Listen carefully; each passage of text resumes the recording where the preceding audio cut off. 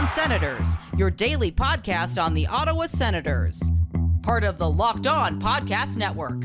Your team every day.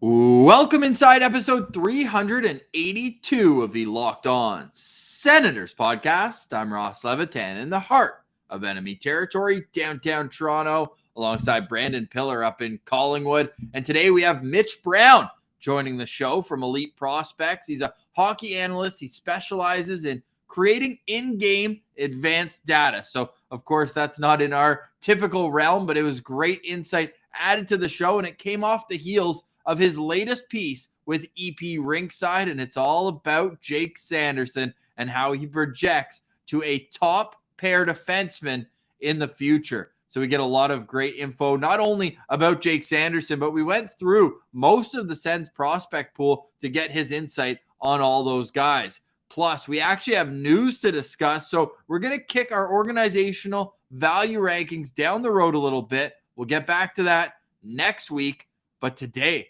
we've got a comparable out there. Andrei Svechnikov, one of the RFAs at the top of the class, right with Brady and Quinn Hughes and Elias Pettersson, has signed an 8-year contract. So naturally, we ask, what does that mean for the Tkachuk negotiations? All that and more. This is the Locked On Senators podcast, your team every day.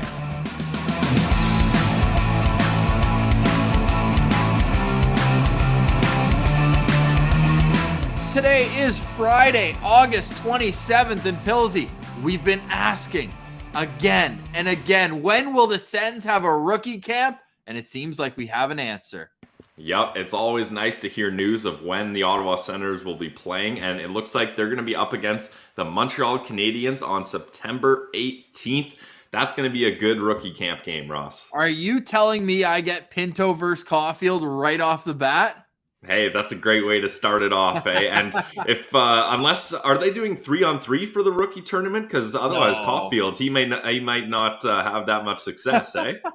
Well, time will tell. It seems like the two teams will likely meet again in Montreal, maybe on the 19th or 20th. We know that the preseason schedule gets underway September 26th in Winnipeg, and Pilsy and I will be at the MTS Center. I should say Canada Life Center now, but we'll be in Winnipeg for that game. So we're really looking forward to that. So stay tuned. Great content coming up as well. Igor Sokolov next week. Pilsy, we went to Australia last night to record a Sens Central Citizen. You can find that next week. I'm in the middle of a move, so we're trying to record a few things to have in our back pocket.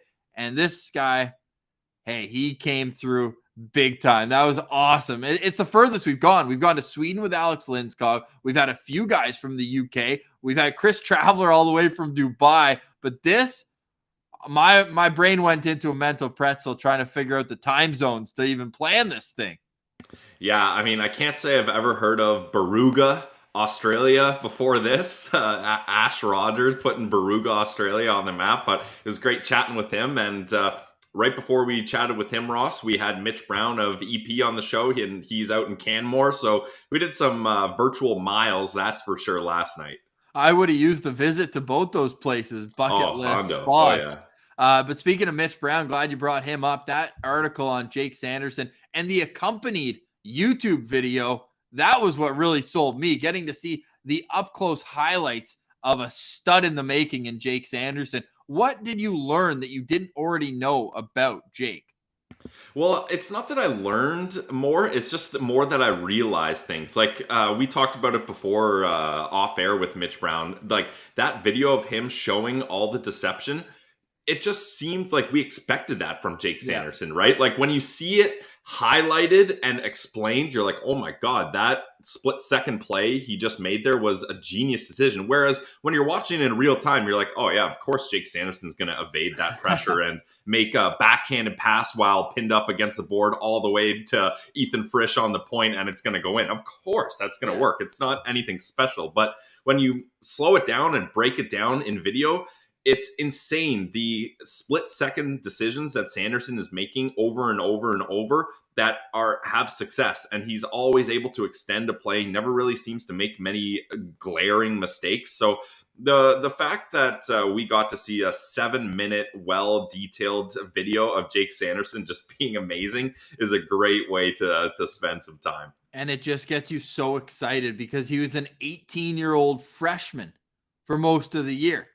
And that in itself, you're like, oh my God, this guy is going to be special. He only turned 19 in July, Pillsy, one of the youngest players from the 2020 NHL draft class. And you just think he's scratching the surface of the offensive side of his game, which is exciting enough. But to have Mitch Brown on makes it even better. We've been following his work with the EP Draft Guide, among other entities. And this article, I would say, is worth the subscription alone to Elite Prospects. So if you haven't already, go check that out, and I'll bet you enjoy it.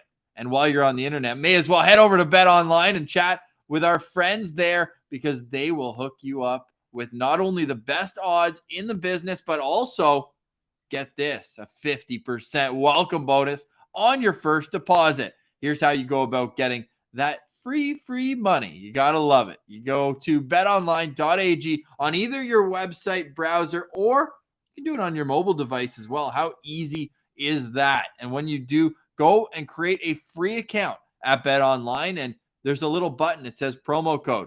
In there, you put locked on, promo code locked on, and you'll get 50% of whatever you deposit. So if you put in $200, bingo, bango, bongo, all of a sudden you look and what? There's $300 in my account? How did that happen? That's because our friends at BetOnline want you to be in the action, but of course it's free play money. You got to win it to earn it. You don't even want it if you don't win it. What's the point? You got to have that extra strut to your step after you pick winner. So be in the action, use our promo code locked on, and get ready for hockey season because it's around the corner. Football's coming up. We're almost at the best time of the sports calendar. Second best. April's pretty good too, and playoffs are all going. But you want to have that extra cash in your account come playoffs. So start now. Get into the action and use our promo code locked on to receive a 50% welcome bonus on your first deposit. It's BetOnline, your online sportsbook experts. And Pillsy, I think we have a new sponsor alert. New sponsor alert indeed. And hey, Ross, you're talking about getting ready for hockey season. Well, if you're going to get ready for hockey season, you got to make sure you've got a place to watch the hockey games. So you need to get your TV in order. Guys, stop me if this sounds familiar. You've got one device that lets you catch the game live, another one that lets you stream your favorite shows. You're watching sports highlights on your phones, and you've got your neighbor's best friend's login for the good stuff. If there's just too many streaming services and you can't keep track of it all, you forget your login. What's my password for this one? What a mess. Get rid of that. Well, let me tell you about a simple way to get all the entertainment you love without the hassle. A great way to finally get your TV together. It's called Directv Stream from Directv, and it brings your live TV and on-demand favorites together like never before. So you can watch your favorite sports, movies, and shows all in one place. Get rid of the clutter, get rid of the confusion, and get your TV together with Directv Stream. You can learn more at directv.com. That's directv.com. Compatible device required. Contents vary by the package. Go check it out today, guys. directv.com. All right, here he is. From Elite Prospects, it's Mitch Brown. All right, we now welcome a very special guest, the guy we've wanted to have on the show for a while. He's a hockey analyst with Elite Prospects, known best for his advanced in-game tracking and prospect scouting. Mitch Brown, welcome to Locked On Senators. How's it going today, man? I'm doing well. Brandon, Ross, how are you guys doing? Fantastic. It's that part of the year where every team has optimism. We know the Sens haven't finished the year's outside the bottom of the conference or league for that matter. But at this time, it's so many young players all coming up at the same time. So we've had our hands full profiling all these new kids in the system. And we know you've watched a lot of them because we've been admiring your work from afar, especially around draft time. The Elite Prospects Draft Guide is a must purchase each and every year. But now we've got a reason to have you on specifically, and that's your latest, which is on Jake Sanderson and how he has the makings of a future top pair defenseman. We knew going into the draft it was between him and Drysdale. How do you see the two of them and how they've taken the next step after their D1 year? Well, it's always difficult when you're comparing a guy who went to the NCAA versus a guy who played in the NHL. And I think in the case of Drysdale in particular, I think that's the natural place to start here. He had major questions about his decision making. He had the more overt offensive dynamic tools, but he hasn't leveraged them into impact. And while that's in the NHL, you still hope, that he's making better decisions more consistently. Sanderson has been able to do that. Sure, lower level of competition, but at the end of the day, when you're looking at tools, you want to see how they perform at the level, regardless if they're 18 and getting lucky because of COVID to play in the AHL or whether they're playing in a level that they played in previously. So I think Sanderson has definitely improved his stock, but you also have to keep in mind that the shock that Sanderson went 5th overall was not really grounded in reality. It was grounded in his point totals and nothing else. Because watching him, it was very clear that he had a lot of offensive upside. His transition skill is, quite frankly, elite. And generally, when you have that level of transition skill, you can translate it to the offensive end. And so it was really just a matter of time before he did it in our eyes. And I think we ended up having him 9th, but there were multiple people who had him in their top 5. And there were multiple people who had him over Drysdale at the time. So I don't think it's a stretch at all to say that Jake Sanderson is better than Drysdale at this stage. And he's probably the second best defensive prospect on the planet after Bowen Byram at this stage. Yeah, he's definitely up there. And Ross mentioned the EP draft guide, and we follow along closely. And when you guys were doing it for that season, you had medals for each kind of category, like best defensive defenseman, all that kind of stuff. And on our show, we just called Jake Sanderson Mr. Medals because it seemed like you guys gave him pretty much every award you could in that sort of category. Now, you talked about the difference between Drysdale in the NHL and Sanderson playing in college. What do you think about Sanderson's decision to stay another year in college? We had him on our show, and he said that he really felt like it was the best path for his development, and he wanted to take another year before heading to the NHL. Also citing some other players that did a similar route, like Cale Makar going back for another year. What's your opinion on his decision to stay one more year at NoDak? He could absolutely play in the NHL this upcoming season. Absolutely. And he would be good. But the difference between this extra year and not having the extra year is that you might be able to squeeze out a little bit more offensive upside from him because it's going to ingrain better habits into him, activating off the puck, getting open, moving on the pass reception, all the stuff that I talked about in the article.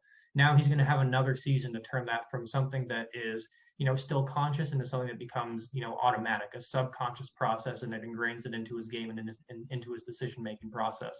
So it's really just about that. He's going to come in after North Dakota gets eliminated by like Bemidji State or something in the first round of the NCAA tournament, as it always happens, the favorites go early. He's going to step into the NHL, play top 4 minutes, and then in a couple of years' time, he's going to be a top pairing guy, posting positive results at both ends of the rink. I don't know if Jay Fresh is a bit of a pariah in the Senators community, but he's when he posts Jake Sanderson charts, it's going to be blue across the board. Oh yeah, well, we'll make up with him when that day comes. But I want to get into the offensive upside a bit more because we saw it this year. Of course, 8 points in his last 9 games. How about 37 shots on goal in that amount as well? But the same could be said for his draft year, where it seemed when COVID wiped out the league and you could only rely on video, that's when his stock kept climbing over most of the boards. I know you guys were always high on him, but what is it about the intricacies of his game that maybe the more you watch him, the more you can appreciate? So I think this starts with kind of what makes a player good offensively. And for that can be a very different thing. But in the case for defensemen, a lot of what they do offensively is very similar to what they do in transition.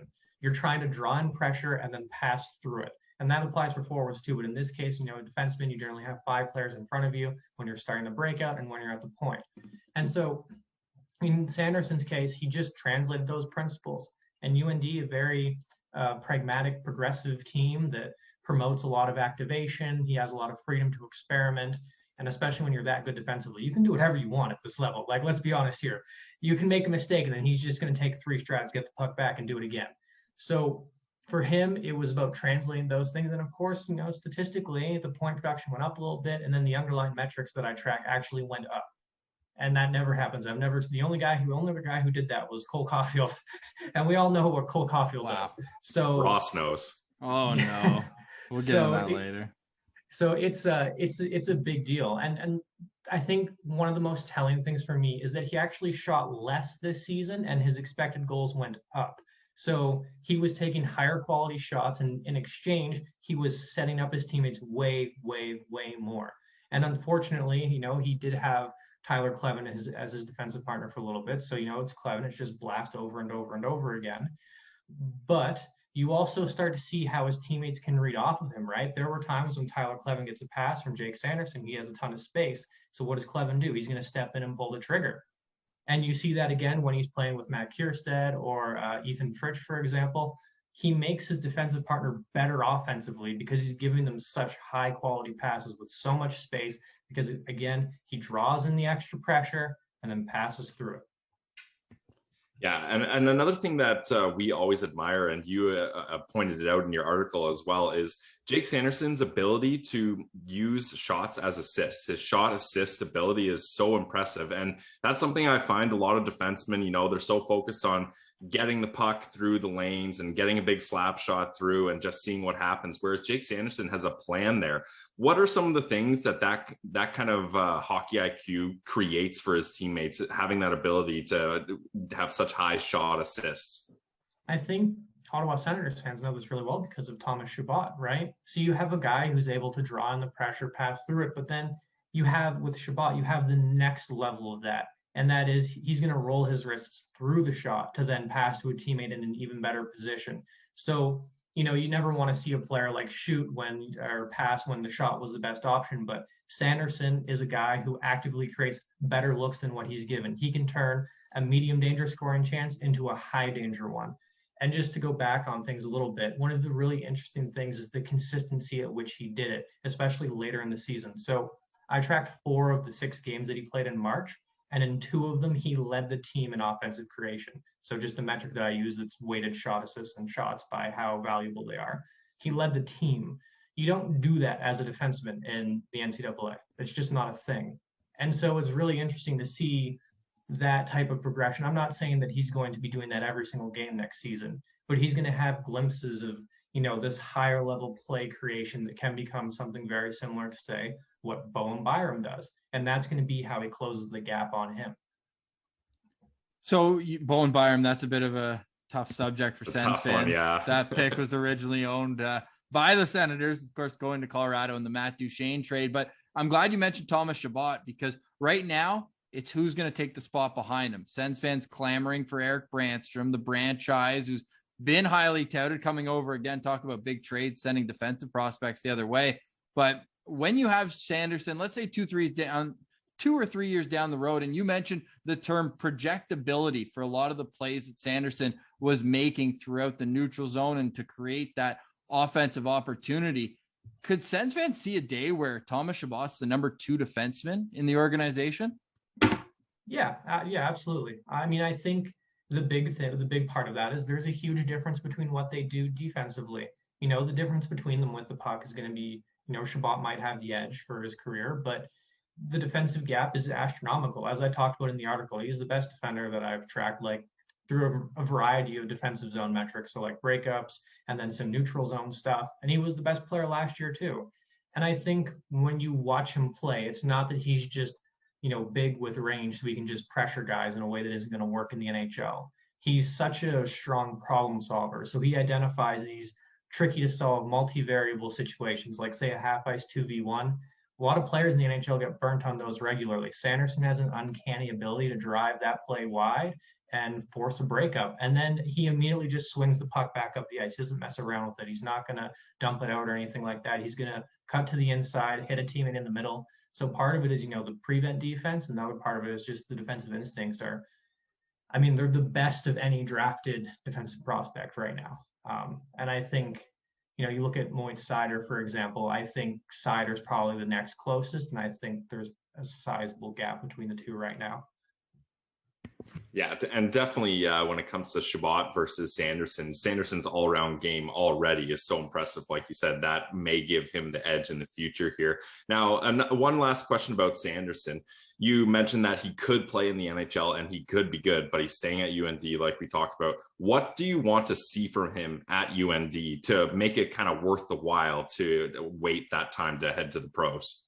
Well, you want to see those, the final 6 games of the season where he was a really dynamic offensively, become a more consistent part of his game. And I think based on the summer showcase, it probably will be, for being completely honest. And then the next part of it is just starting to turn a lot of that prodding offensively. He spins around, gets inside, and then he's starting to look for a play. You want to see him identify the play a little bit earlier so he can make it at an NHL level pace. But it's all a bunch of minor stuff. Like if he's not a dynamic offensive guy in the NHL, it's not the end of the world. He's still a top pairing guy without a doubt. So just the little things, put it all together, and then that should make him a pretty clear-cut number 1 guy. Like a top 20-ish, top 15-ish defenseman in the NHL, maybe at the lower end of that. Music to our ears, no doubt. The natural transition is to his teammate after we're wrapping up wrapping up Sanderson. We got to talk about Tyler Kleven, another gold medalist at the World Juniors, although a late addition, only got in to a couple games. But it seems like the growth offensively, leading all freshman NCHC defensemen in goals with 5, and that cannon that you referenced earlier. For me, it was going into the draft, his puck control skills that maybe were a little below par, but I'm seeing him go through guys, toe drag. He had one where he hit the puck off the boards and spun around the defender. So is he developed this in recent time, or going back a few years, was it just less under control? So it was practice skill, so we call it. He could do it in practice. He could do it in situations where he wasn't pressured. It just didn't translate to the game. And a big part of that is, so skating is inextricably linked to your puck control, because if you're weaker, you're generally more inconsistent. So just picture, your hips are going up and down, and then your ability to control the puck is changing. So for him, he lacked that depth consistently. The puck was kind of getting away from him. He showed some creativity, some nice moves in his draft year. And this year he looks a lot stronger. And as a result, he's a lot more fluid. I still think with the handling, it's not going to be as stable in the NHL, just because so mechanically his top hand stays next to his hip. You want to kind of see that pushed in front. He has more adaptability in that situation. He doesn't do it consistently, but he looks, just a lot more, I guess he's ahead of where I thought he was going to be, honestly. And I'm not saying that I suddenly think that he's a terrific prospect or anything. I still think that he's going to play in the NHL. It's just a matter of, is he going to be any good or not? And Eileen right now, he's probably more of a number 5, number 6 who kind of just floats by. But yeah, there's a lot of reason to be optimistic about him. The fluidity is a big thing, the big shot, the increased confidence. His toe drag is real nasty. And, you can see that from the point he's going to be able to kind of change the angle a little bit. So it might not directly result in points, but it means that he's not just going to be shooting the puck into the pads all the time. He's going to be getting deflections, and he's going to be getting rebounds and stuff. Really, really the biggest thing for him is just transition. He needs to figure out how to manage pressure. Right now, as soon as he's pressured, puck gone, up the boards. In my data set, you have Jake Sanderson, best transition defenseman, worst transition defenseman, Tyler Kleven. So there's a lot of work that needs to be done. UND is an interesting system. So while they're progressive offensively, their defensemen don't really have a ton of room to make plays in transition. So Sanderson is a bit of an anomaly in that regard. So I do wonder that when Sanderson ends up leaving, you might see Tyler Kleven getting a little bit more adventurous, and as a result, we can adjust his projection. Yeah, I think that's kind of our projection as well, having him on a bottom pair role as the shutdown guy of that bottom pair. Now, you talked about it a little bit, but I want to get further into it. How important do you think, or influential is it that Tyler Kleven is playing under Brad Berry, a guy who, like you said, he allows his defense to do things differently, and he's known for his defensive strategy as a coach over at UND. How much do you think that affects the way Tyler can develop there at NoDak? Well, you have development in 2 sort of prongs. You have where they're playing at development, and you have development from the NHL team side. And so he's going to have, obviously, at North Dakota, let's be realistic here. The Senators draft players who go into North Dakota because they believe in their development system, and they think that they don't have to put as much money into development as a result. That's just the fact of the matter as far as I'm concerned. And he's in a good place, of course. He does need more help, presumably, to identify pressure and stuff like that. But, he played for the development program. He has access to a lot of different resources, a lot of connections that other players don't. And so anytime you're making a projection, you always want to know the situation that they're in. You look at Luke Hughes, for example. Luke Hughes, very problematic elements of his game, he's also going to improve more than the average player because he has access to way more resources than pretty much any other prospect on the planet.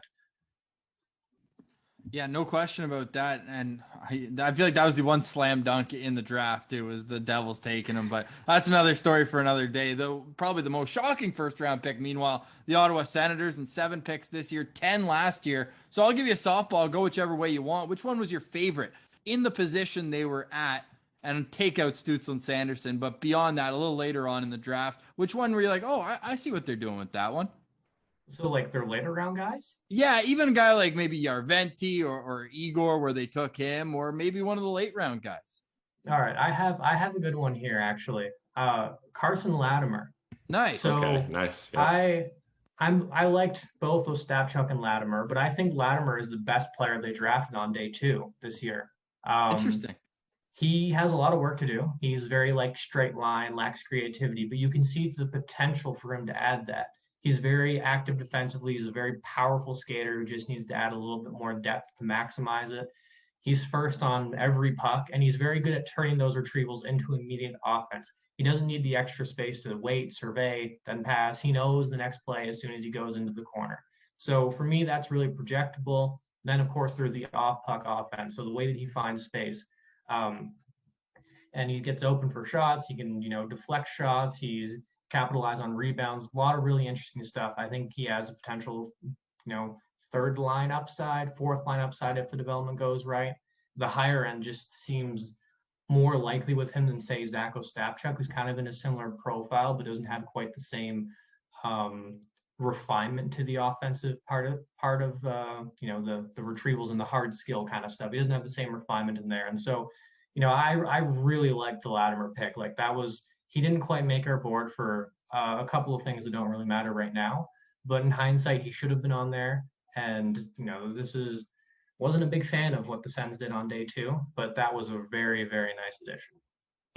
Yeah, I like the Carson Latimer pick as well, just because it seemed to be a little bit different than their first picks, which were obviously based on size of prospects. So it was nice to see a little bit of a change there. Now, let's go back to the draft before, where the Sens had 3 first-round picks. We already talked about Sanderson. We don't need to discuss Tim Stützle. Let's go to Ridley Greig. What do you think this season kind of entails for Ridley Greig? He had a tough go with the Team Canada camp, having to quarantine, I think, more than anyone I've heard of in that unfortunate situation. I think it was 4 overall throughout the entire season. Yeah, he did a lot of quarantine time in hotel rooms, so that was tough for him. But do you see him having a real shot at making Team Canada this season?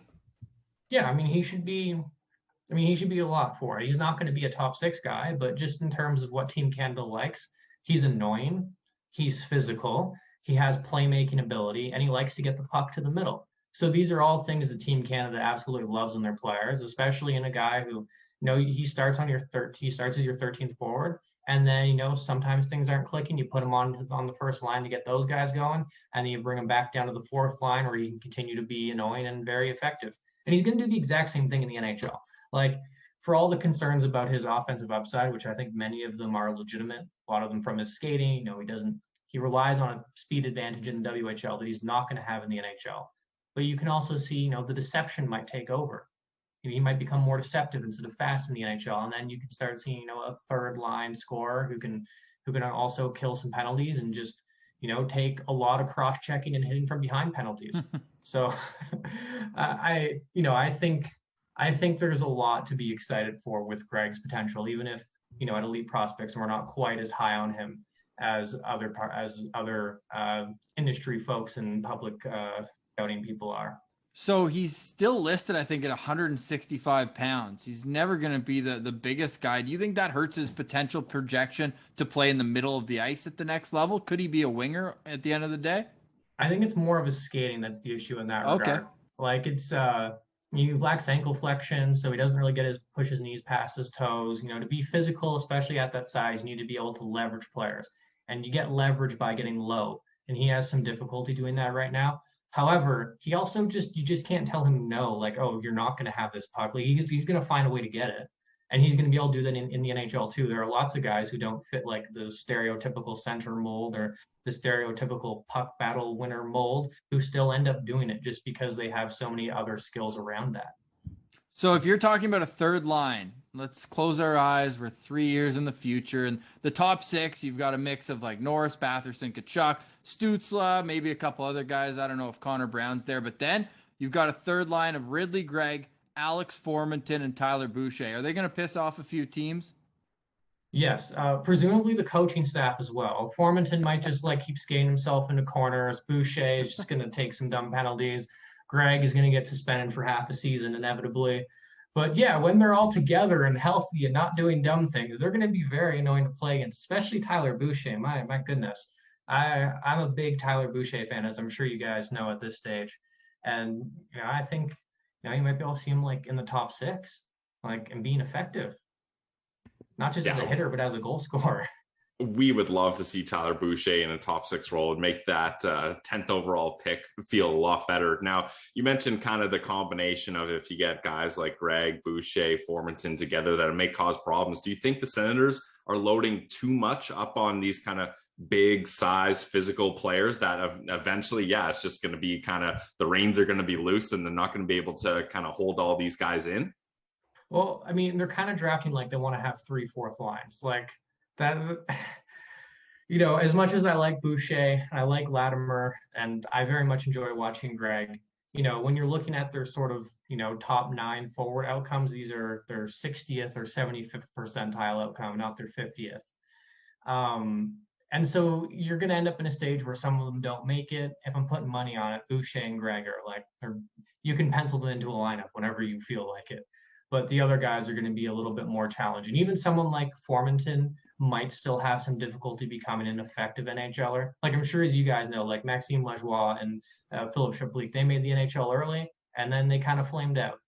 And so with him, you still want to see some serious growth, and just with everyone, right? Like Drake Batherson initially had some trouble trying to figure out NHL pace, and then he started getting it. Yeah, I don't think they're going to run into any issues. I think they might, in that regard, they might end up running into issues of who's scoring the goals kind of thing. Yeah, still need to address that. Although Igor Sokolov, if he continues this pace that he set the last year in the queue, I think he had 50 and then leading Belleville and scoring as a first-year guy. Final question for me, Mitch, and we got to talk about my favorite prospect real quick, and that's Shane Pinto. I'm admittedly extremely high on the kid, knowing that he only started playing competitive hockey at 15 and just seeing how it's step by step. And obviously North Dakota last year was fantastic. How do you project him 4, 5, 6 years down the road? Yeah, he's probably a 2C. I think that's the likely outcome here. What kind of prevents him from taking the next step is that he's a below average to just average skater, which is crazy from where he started in his draft year, right? Like he actually has his strides decent enough. He actually has some skating skills now. Like you can see him like try to deceive. He turns his toes away from the puck, then back the other way. And he can get a little bit of separation. And then the handling. He can beat guys one-on-one in the NCAA. He's not going to do it in the NHL. He's very much a puck and glide type handler. But it doesn't like really matter, right? When you're such a intelligent player off puck, you can pass it like he can. It's not just like beating a bunch of players. It's the way that he can take the puck and then in one quick motion, one touch, backhand it to a teammate in even better positioning. Just all of those things to me suggest he's a second line center offensively. And then defensively, you're getting a very high impact guy. He's kind of this rare defensive player who's better, who's equal, I guess, both on and off pucks. Like his ability to steal the puck back is really high, but also his ability to like just completely eliminate someone from the play while not being completely removed from it himself is really unique, especially at this stage of a player's development. Absolutely. Yeah, I agree for sure. Now, it'd be a shame if we talked about Pinto, Cleven, and Sanderson and left JBD out of the mix here. We got to get all our North Dakota guys in here. Canmore boy, too. Yeah, exactly. So that works out great. So final question for me, Mitch, again, thanks for joining us. This has been awesome. I think when fans look at JBD, and myself included, we start envisioning a guy that maybe would be a great suitable partner for Thomas Chabot down the road. Is he a guy that you think could, like you said, Chabot's defensive acumen isn't as good as Sanderson, but maybe have a guy like JBD beside him and he can help fix some of those problems? Is he someone that you see could project to be a good partner for Thomas Chabot down the road? Yeah, I can see it. And the interesting thing about JBD, right, is that it's not like he's devoid of skill. It's been kind of frustrating watching him develop just because he hasn't taken the next step offensively. He's still just a get puck, shoot it real hard guy. And like you respect the fact that he's so confident in that, but he should, he can absolutely manipulate defenders like Sanderson and then get better space before he pulls the trigger. But he just doesn't do it very consistently.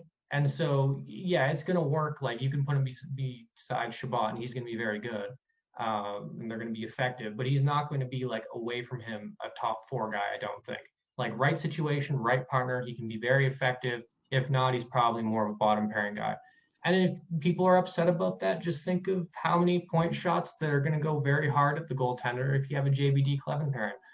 Yeah, well, guess what? That's why you got guys like Tyler Boucher and Brady Tkachuk standing where all their offense comes from that 5-foot radius right outside the crease. But one of the most hometown heroes is Mark Mathot, and he was just that stay-at-home guy, right? So exactly. I think Sens fans kind of envision that partnership that Mathot had with Erik Karlsson, and they get excited thinking that maybe Thomas Chabot and JBD could be that same thing. But hey, you've added so much value to this show. We're always just kind of, surface level to the fact when numbers, we don't pretend like we're analysts or anything like that. So to get kind of a background on these players has been great, Mitch. And we love reading your work, and we're going to point everyone, we're going to retweet at Sens Central as well. We already have the great article you put out about Jake Sanderson. So keep up the great work, Mitch, and hope to do this again down the road. Thanks again.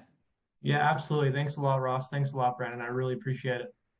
All right. Stick taps to Mitch for joining us. A real analytical view, but also a guy who just eats, sleeps, and breathes hockey. This guy, he was watching Columbus Blue Jackets prospects in between joining us. So you know that he is locked in. And if you see those analytics guys sometimes, he mentioned Jay Fresh, you're just like, do you even watch the game, or do you just look at your hockey cards over and over again? That's not Mitch Brown. Mitch Brown is in to the know, and it was awesome getting him on the show. And I think that we could see a recurring guest in our future there, Pilsy. So exciting times, not only with the Sens prospect pool, but myself. I told you I'm moving, and when I am, you're damn right, I'm going to make sure my car's working well so I can get from point A to B with no trouble. But sometimes things happen that are out of your control. And when that's the case, go to rockauto.com. It's a family business, and they've been serving auto parts to customers online for 20 years. Everyone's serving things online now.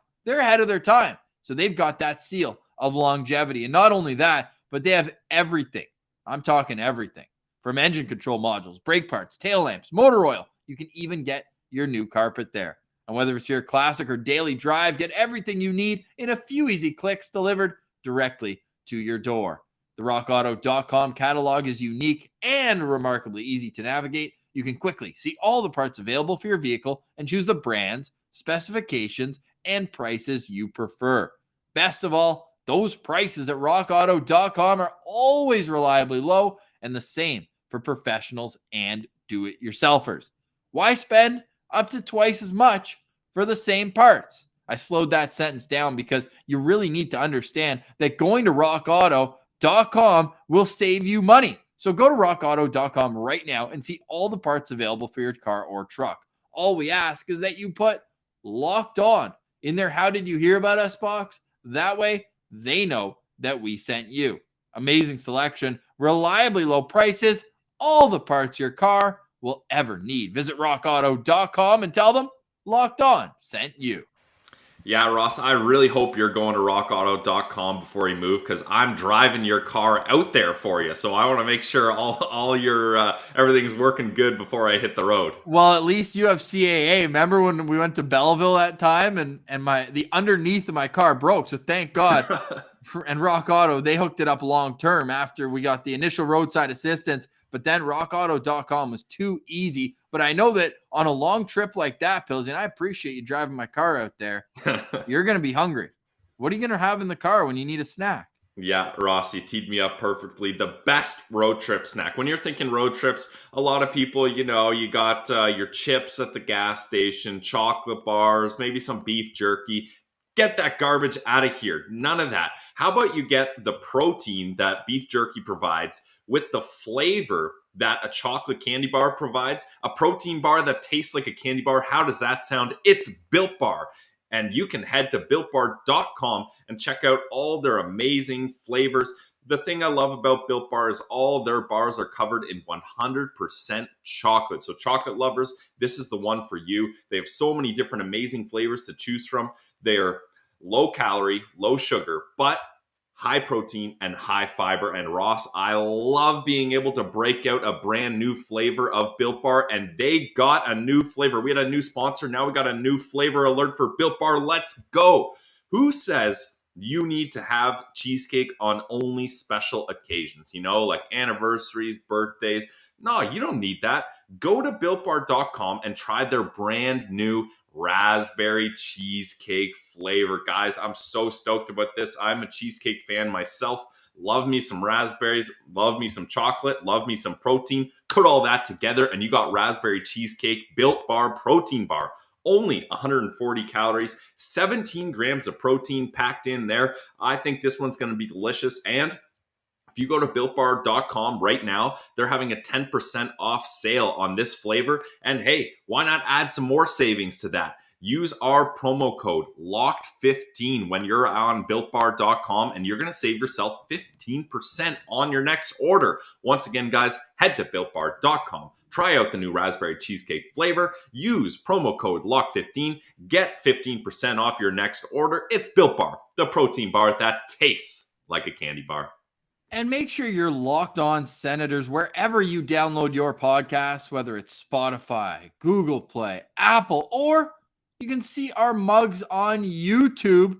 And that's where you can subscribe. And we do appreciate all the comments and the thumbs up. They do go a long way. I feel like any of those YouTube creators at the end of their video where they give you a 2-minute spiel on all the things that you have to do to help them make more money. But we do appreciate all the interaction that we have had, and we have some great interviews coming up. We already teased them before, and I'll just say it as well because he's already agreed to come on the show. But expect Shane Pinto to join us, and I'm gonna read him the tweet that says he's gonna have a better career than Cole Caulfield, and I'm gonna get his opinion, and then after let him know it was me that said it. So lots of fun content coming up here on Locked On Senators. But Pilsy, you know what the best content is gonna be of all?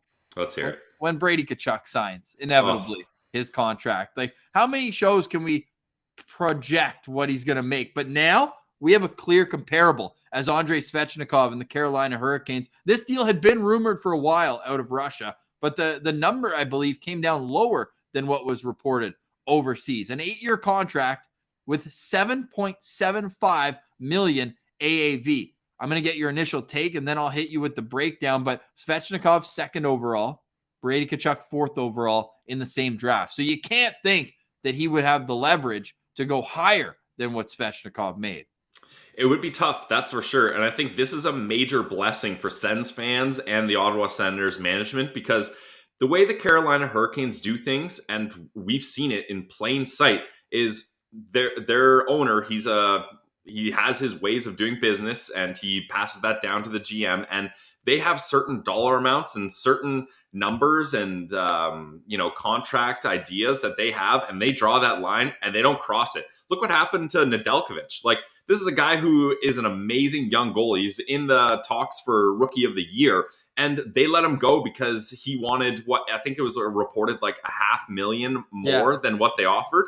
And they traded him for a 3rd-round pick just because they're like, well, we can't keep you. We got to get rid of you. That's how serious they are about that bottom line. And look at Dougie Hamilton, too. They let him walk. Well, I mean, I didn't think they were going to sign Dougie Hamilton anyways because he had so much leverage in this free agent market that he was going to get paid regardless. But yeah, another example of just guys that they know they weren't going to be able to get at their numbers. So they let him walk. So with Svechnikov, they probably told him, hey, this is the best we can do. Take it or leave it. And he had to decide. So I think, like, you could argue Svechnikov could have got a much bigger contract for that long term and the way he's able to produce and how important he is to that team. So for him to come at a dollar value lower than $8 million is a big win for us. And I think it's going to be pretty hard, like you said, for Brady Tkachuk's camp to demand more than what Svechnikov got. So I think we're looking at a pretty safe comparable here contract-wise. And if you're Eugene Melnyk, you are licking your chops at the fact that out of the $62 million owed to Svechnikov over this term,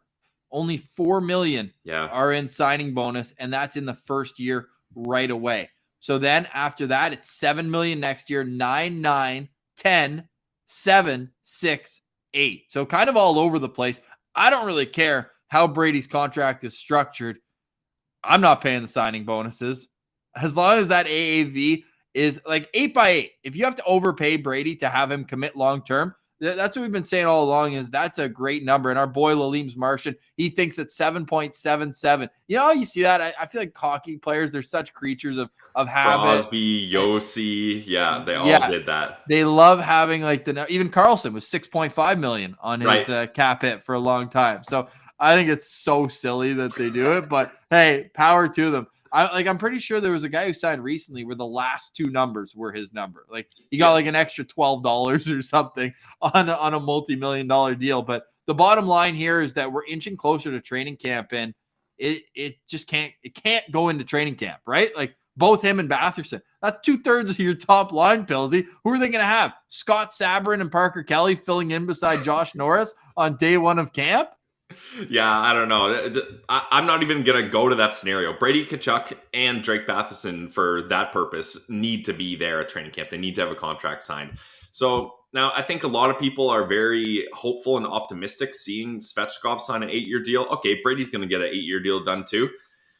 I'm still a little nervous about that bridge deal. We saw it with Matthew Tkachuk. I mean, this is a hockey family. They've got a good agent. They understand what's going on with the market here. And personally, if I was Brady, I think it would be a smart move to sign a bridge deal, see if the flat cap goes up. The new TV deal with ESPN is massive. See how that affects things. I wouldn't be locking into any kind of long-term if I was Brady. Hopefully he never hears this, but I would love to have him at an 8-year deal, but I'm still... that thought of him having a bridge deal creeps in my mind, because I would have thought that Brady would have signed before Svechnikov, really. So it worked out the other way for us, which is actually advantageous, but I'm still a little nervous, Ross. And you have every right to be, especially, and I didn't realize this tweet would do the numbers that it ended up doing, but I made note. I said, quote, "Do you ever think about how Brady Tkachuk's agent is also his uncle and also represents Mark Stone, Erik Karlsson, Rudolph Balcers, waivers, JG Pajot, and Chris Weidman." We know how the Weidman saga ended. So, hey, this industry is all about relationships. So we'll see. But then again, Newport Sports is one of like the mammoths of the agency world. So you're bound to cross paths one way or another. I just hope that it doesn't affect, because this is Brady's team. Like you mentioned with Drake, like there's no better place for him to be. I would argue that there's no better place for Brady Tkachuk to be. He's a born leader. And he has an opportunity now to lead a team out of the ashes and into a competitive window. So, hey, every day is a day closer, knock on wood, that we do find out what is going to happen with Brady Tkachuk's contract. And knowing Murphy's Law, it'll probably happen when I'm out of cell service somewhere between Sault Ste. Marie and Thunder Bay. But, hey, we'll be back before I go. Monday morning, we'll have our Sens Central Citizen. We'll get back to the value rankings. We have 3 defensemen coming up on Monday. So if you want to guess who they are, write in the comments. We're at 48, 47, and 46 on our value rankings. But have a great weekend. Thanks so much for listening. Hope you enjoyed Mitch Brown, and check out those Jake Sanderson highlights over the weekend. For Brandon Piller, I'm Ross Levitan. This has been the Locked On Senators podcast, your team every day.